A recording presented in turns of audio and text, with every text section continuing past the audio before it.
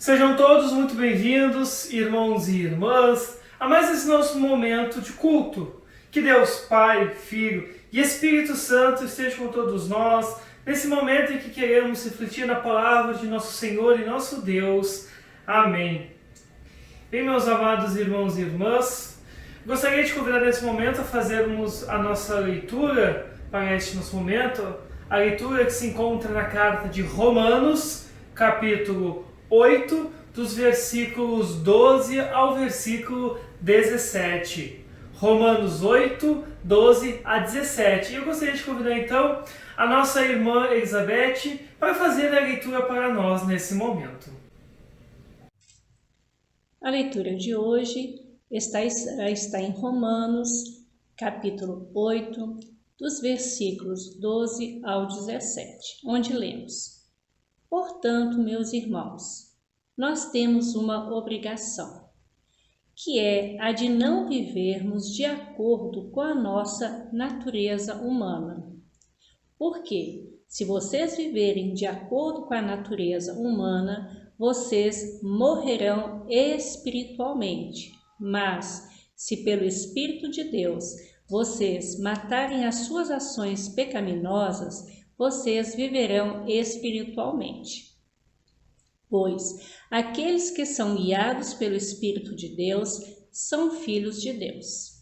Porque o Espírito que vocês receberam de Deus não torna vocês escravos e não faz com que tenham medo. Pelo contrário, o Espírito torna vocês filhos de Deus. E pelo poder do Espírito dizemos com fervor a Deus: Pai, meu Pai. O Espírito de Deus se une com o nosso espírito para afirmarmos que somos filhos de Deus. Nós somos seus filhos e por isso receberemos as bênçãos que Ele guarda para o seu povo e também receberemos com Cristo aquilo que Deus tem guardado para Ele. Porque se tomamos parte nos sofrimentos de Cristo, também tomaremos parte na sua glória.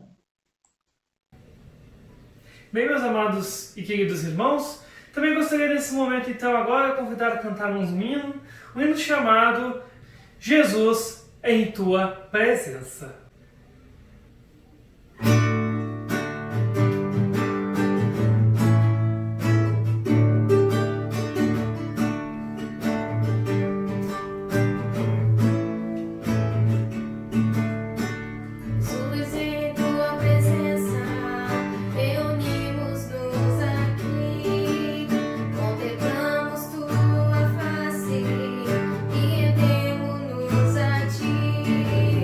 Pois um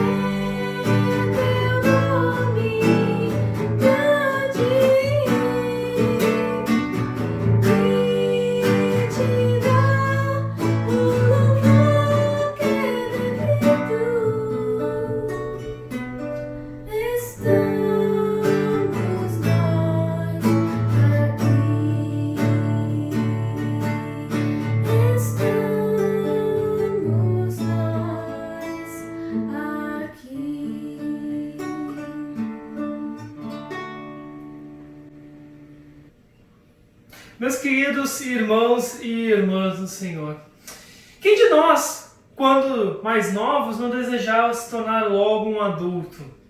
Eu mesmo. Eu lembro que eu não podia esperar a hora de me tornar um adulto. Quando eu era adolescente, ou mesmo um pré-adolescente, pensava que quando eu me tornasse adulto, tudo ficaria melhor na minha vida. Não haveria mais ninguém me dizendo o que eu deveria fazer ou deixar de fazer. Eu não teria mais a obrigação de fazer as tarefas que os meus pais mandavam e nem precisaria mais ouvir as suas palestras que eles faziam. Eu ficaria livre para seguir a vida de adulto e aproveitar a vida finalmente. As pessoas me levariam a sério. Acredito, que essa seja a fantasia padrão da infância e também de toda a adolescência, não é verdade? A adolescência de todos, não é mesmo? Então eu cresci, pelo menos o suficiente para ser considerado um adulto, e infelizmente nada mudou. Tive obrigações de alistamento, obrigações do meu primeiro emprego, eu entrei na faculdade e continuava tendo alguém mais velho para me dar obrigações, para me dar tarefas que eu deveria realizar. Descobri que eu ainda estava sob obrigação, só que desta vez com professores na faculdade. Eu tinha que fazer as suas tarefas, eu tinha que ouvir também as suas, palestras em aulas, que muitas vezes, às vezes eu não entendia, eu ficava viajando até pegar o raciocínio. Então, me casei. Me casei e agora estava sob a obrigação de uma esposa e ouvi-la sempre também. Depois tive as minhas filhas e encontrei outras obrigações para fazer. Vocês percebem? Meus queridos? Nem todas as obrigações da vida elas são pesadas ou incômodas. Algumas obrigações, elas de fato são alegres, mas ainda assim são obrigações. A vida parece estar sempre ligada com múltiplas e muitas delas duradouras obrigações. Paulo em nosso texto nos fala sobre uma obrigação. Obrigação esta que é apenas para aqueles que creem em Cristo Jesus. Isto porque ela é consequente ao Evangelho. Paulo inicia o nosso texto falando, portanto, irmãos, indicando então que tudo que ele está nos dizendo nesse texto se baseia nas coisas que ele disse no início do capítulo, que ele disse anteriormente. O apóstolo inicia o capítulo nos ensinando que não há mais condenação para aqueles que estão conectados com Jesus Cristo. E que viver de acordo com os desejos da natureza humana nos leva novamente à morte. Mas, se vivermos de acordo com o Espírito Santo que nos leva à vida, e como estamos conectados a Cristo e a sua morte através do nosso batismo, também nós ressuscitaremos em sua ressurreição para a vida eterna. Porque o Espírito Santo, o Espírito de Cristo, habita em nós. E aí então chegamos em nosso texto, onde Paulo inicia falando, portanto, meus irmãos, nós temos uma obrigação. Sim, mesmo vivendo em Cristo, temos uma obrigação como cristãos. A obrigação que nós temos não é com a nossa natureza humana e seus desejos, que, vem a nós de forma tão naturalmente. Não é ela quem deve guiar as nossas vidas, os nossos desejos ou os nossos pensamentos. A nossa obrigação, conforme Paulo nos mostra nesse texto de Romanos, é com o Espírito, com aquele que nos ressuscitará no último dia. E Paulo, meus queridos irmãos, o apóstolo Paulo deixa claro que essa obrigação ela só existe se você crê em Jesus Cristo. Se você deseja se tornar filho de Deus e assim ser ressuscitado em glória. E isso não é uma tarefa fácil. Meus irmãos, todos nós cristãos, e não menos do que as outras pessoas, nós sempre somos atraídos a vivermos de acordo com a nossa natureza humana. Porque isso significa conforme a nossa natureza humana, fazer o que é normal da vida, fazer o que queremos e o que nós desejamos, fazer o que é bom e divertido, prazeroso e de direito. Sendo bem sincero, meus amados, viver de acordo com a nossa natureza é fazer qualquer coisa sem antes pensar no que Deus nos diz, ou comparar a nossa vontade com a vontade de Deus para conosco. Viver de acordo com a nossa natureza humana é viver, em outras palavras, em pecado. Salvação, redenção e perdão vem com a obrigação de viver pelo Espírito. Isso que estou falando, meus amados, não é fácil de se fazer. Eu sei que não é fácil. É uma coisa que dói. Resistir ao pecado e à tentação é doloroso, pois parece que estamos nos auto-enganando, deixando de lado ou perdendo algo agradável e importante, negando a nós mesmos algo do qual nós precisamos e queremos tanto. A sensação que temos é que estamos, digamos, morrendo ou estamos matando algo que é precioso para nós. E podemos até começar a luta contra o pecado em nossa vida com um ar triunfante, com muito vigor e muita força. Mas se o que nós de fato estamos enfrentando é uma tentação real para nós, ou como diria um professor meu da faculdade, é o pecado que eu mais tenho prazer, o pecado que eu mais gosto, o pecado que mais combina comigo, podemos, ao final ou durante a nossa luta, nos sentirmos vazios, como se tivéssemos acabado de nos negar a verdadeira felicidade. Claro que nem sempre é assim. Nem sempre é assim porque, na realidade, nós nunca matamos definitivamente a nossa luxúria ou tentação. Podemos até, digamos, silenciá-la. Podemos silenciar ela, mas ela voltará de vez em quando para ver se você está pronto para se render aos seus encantos fatais. E talvez precisamos então fazer de novo toda aquela coisa de matar novamente, todo aquele processo, todo aquele trabalho novamente. E todos nós, meus amados, desejamos e queremos isso. Até porque viver deliberadamente em pecado é o fim da fé cristã. E ela rouba do cristão, ou de alguém que já foi cristão, o perdão, a vida e a salvação. Por isso, aqueles que estão sendo guiados pelo Espírito de Deus são chamados filhos de Deus. Você, meu querido irmão, marca a sua verdadeira natureza seguindo o Espírito e se afastando do pecado, se arrependendo e vivendo as realidades do Espírito. E vale lembrar que as ações pecaminosas não são apenas atos em si, mas tudo que não flui da fé. Porque o que não é da fé é pecado, afirma o apóstolo Paulo nessa carta aos Romanos. Em outras palavras, não precisamos apenas deixar de lado as nossas ações ou os nossos pecados favoritos, mas também devemos medir toda a nossa vida pelo padrão do Espírito e da Palavra de Deus. A nossa obrigação, que Paulo nos aponta, é sermos filhos de Deus.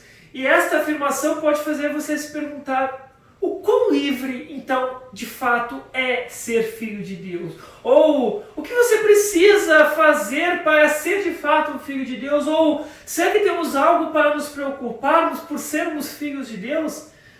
Sinto muito, meus queridos irmãos e meus amados, mas eu não posso responder todas essas perguntas. No entanto, eu posso afirmar para vocês que Deus não pretende que isso seja causa de medo ou de preocupação em sua vida. O apóstolo Paulo nos diz isso nesse trecho de Romanos. O Espírito que vocês receberam de Deus não torna vocês escravos e não faz com que vocês tenham medo. Pelo contrário, contrário, o Espírito torna vocês filhos de Deus. E pelo poder do Espírito, dizemos com todo fervor a Deus: Pai, meu Pai. Meus irmãos, Deus deseja que andemos no Evangelho e na fé. Ele deseja que você o sirva em sua vida, porque é isso que você deseja. Ele não impõe esta obrigação sobre você: você tem que me servir. Ele deseja que você sinta o desejo de servir a Ele. Ele quer que seu relacionamento com Ele seja tão próximo, tão familiar, que você possa chamar Ele de papai. Sim, de papai. Tal como uma criança chama o seu pai com tanto carinho e tanto amor: papai. Meus amados, ser filho de Deus não se trata de ter medo, mas sobre ser fiel, confiante, ou seja, confiar nele e andar como você sabe que Deus quer que você ande. Se você é filho dele, se você é filho de Deus, você é herdeiro dele. Isso significa que você compartilha, meu querido irmão, da herança de tudo o que Deus é. Glória, vida eterna e, bem, eu não sei descrever tudo isso. Deus não nos diz tudo que nós vamos herdar por sermos filhos dele. Vocês são seus herdeiros, meus queridos irmãos, vocês são seus filhos amados. O céu e a terra pertencem a você e existem para o seu bem-estar e bênção. E a glória eterna, bem, ela nos aguarda. Paulo nos lembra que somos herdeiros de Deus e co-herdeiros com Cristo Jesus. Cristo para o perdão dos pecados. A salvação pela graça mediante a fé, sem qualquer mérito ou merecimento da minha parte.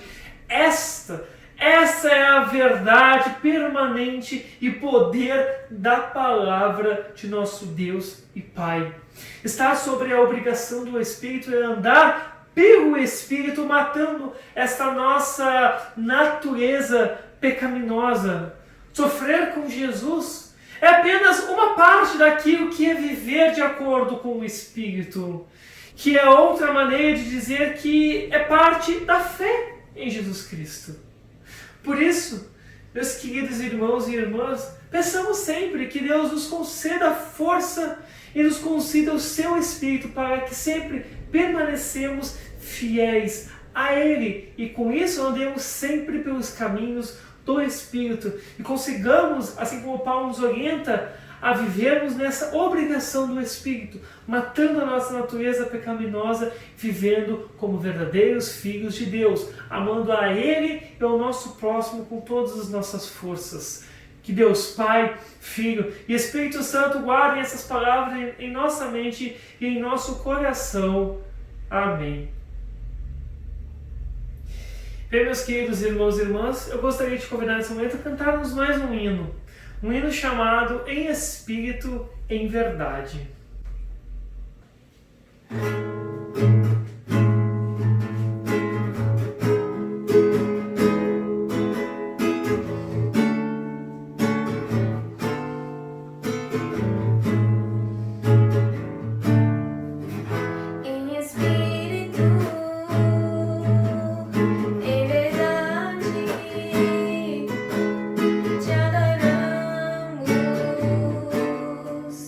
Te adoramos.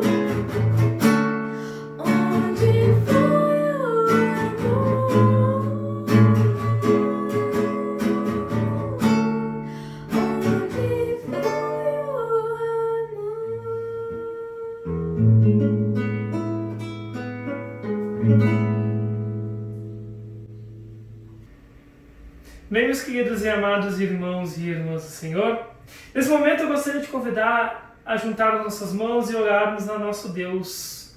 De forma especial, nós queremos incluir na nossa oração a família Gerck, aqui da nossa comunidade, que infelizmente sobre essa semana que a maioria das pessoas da família contraiu o vírus do Covid.